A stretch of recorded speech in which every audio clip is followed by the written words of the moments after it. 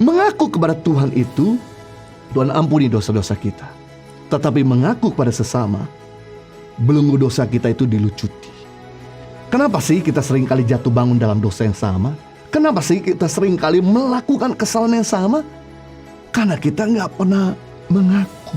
Firman Tuhan berkata di dalam Yohanes pasal 1 ayat 9, jika kita mengaku dosa kita, maka Ia adalah setia dan adil, sehingga Ia mengampuni segala dosa kita dan menyucikan kita dari segala kejahatan. Tidak ada dosa yang tidak bisa Tuhan ampuni. Selama kita masih punya niat untuk mengakuinya, maka Tuhan akan mengampuni.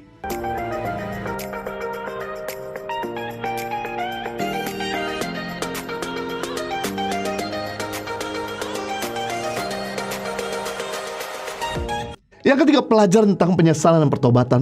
Penyesalan dan pertobatan harus diakui di hadapan Tuhan dan sesama.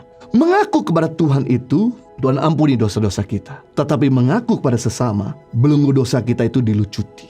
Kenapa sih kita seringkali jatuh bangun dalam dosa yang sama? Kenapa sih kita seringkali melakukan kesalahan yang sama? Karena kita nggak pernah mengaku. Firman Tuhan berkata di dalam Yohanes pasal 1 ayat 9, jika kita mengaku dosa kita, maka Ia adalah setia dan adil, sehingga Ia mengampuni segala dosa kita dan menyucikan kita dari segala kejahatan. Tidak ada dosa yang tidak bisa Tuhan ampuni. Selama kita masih punya niat untuk mengakuinya, maka Tuhan akan mengampuni. Mengaku pada Tuhan, Tuhan ampuni dosa kita. Tapi mengaku kepada sesama, belenggu dosa kita dilucuti. Saya teringat dengan anak bungsu yang hilang.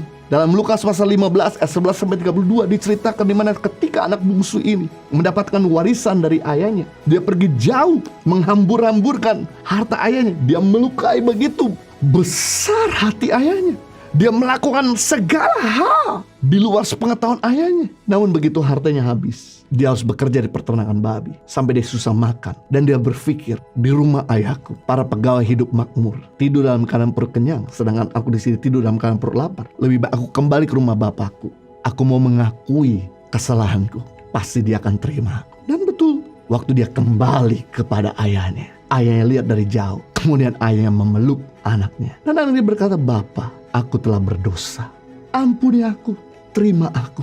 Apa yang dilakukan sama ayah? Dia terima, dia pulihkan keadaannya, dia gantikan bajunya dengan baju yang baru, dia berikan sepatu yang baru, dia berikan cincin, dan dia bikin pesta. Satu gambaran bahwa mungkin kau berkata, sepertinya aku gak bisa diterima sama Tuhan karena dosaku terlalu besar, aku jatuh terlalu dalam.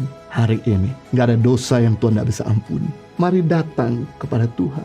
Selama kita masih punya hati untuk kembali sama Tuhan dan mengakui bahwa saya adalah orang berdosa, Tuhan pasti akan pulihkan keadaan kita. Roma 10 ayat 10, dengan hati orang percaya dibenarkan, tapi dengan mulut orang mengaku ia diselamatkan. Berarti kita diselamatkan, kita dipulihkan, kita dibebaskan, kita dilepaskan, kita disembuhkan karena kita mengaku. Yakobus 5 ayat 16, karena itu hendaklah kamu saling mengaku dosamu dan saling mendoakan supaya kamu sembuh. Jadi setelah kita mengaku pada Tuhan, kalau misalnya kita masih jatuh bangun dalam dosa yang sama, berarti kita perlu belajar berani juga untuk mengaku kepada orang yang kita percayai, kepada pemimpin kita, kepada pasangan hidup kita, kepada orang yang kita percayai. Karena dengan kita belajar mengakui kepada orang yang kita percaya, ini yang membuat belenggu dosa kita dibebaskan, dimerdekakan, dilucuti. Jadi kalau kita jatuh satu kali dalam dosa, kita masih malu ngaku bersama, hanya cuma ngaku pada Tuhan, Tuhan ampuni. Kalau kita jatuh kali kedua di dosa yang sama, kita masih malu ngaku pada sama, cukup ngaku pada Tuhan, Tuhan tetap ampuni. Kalau kita jatuh kali ketiga di dosa yang sama, kita masih malu ngaku bersama, ngaku pada Tuhan, Tuhan tetap ampuni. Tapi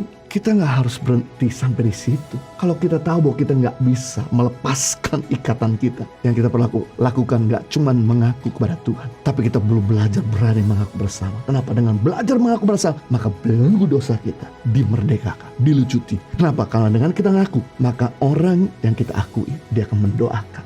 Dia akan mendampingi, dia akan meng-coaching kita, dia akan mem-follow up kita, dia akan membantu kita, dia akan mem-backup kita, dia akan mementor kita, dia akan memberdaya kita. Ingat, kita diselamatkan karena Injil, tapi kita dipulihkan dan kita bisa bertobat itu karena kita dimentor. Orang berubah itu karena dimentor. Jadi penting di sini untuk kita rendah hati. Kalau Anda tidak mau mengaku, maka jangan bikin kesalahan. Jangan bikin dosa. Karena Anda tahu dengan Anda bikin dosa, dengan Anda bikin kesalahan, maka hal inilah membuat Anda punya konsekuensi untuk belajar juga mengaku kepada Tuhan dan kepada orang yang kita percaya. Maka belenggu dosa kita akan dilucuti. Jadi kita belajar hari ini tentang penyesalan pertobatan. Yang pertama, penyesalan bersifat pasif, sedangkan pertobatan bersifat aktif. Penyesalan itu perubahannya sesaat, sedangkan pertobatan itu perubahannya permanen. Yang kedua, penyesalan hanya menyalahkan diri sendiri, sedangkan pertobatan itu mau memperbaiki dirinya sendiri. Jangan berhenti hanya cuma di penyesalan, tapi bangkitlah untuk memperbaiki diri.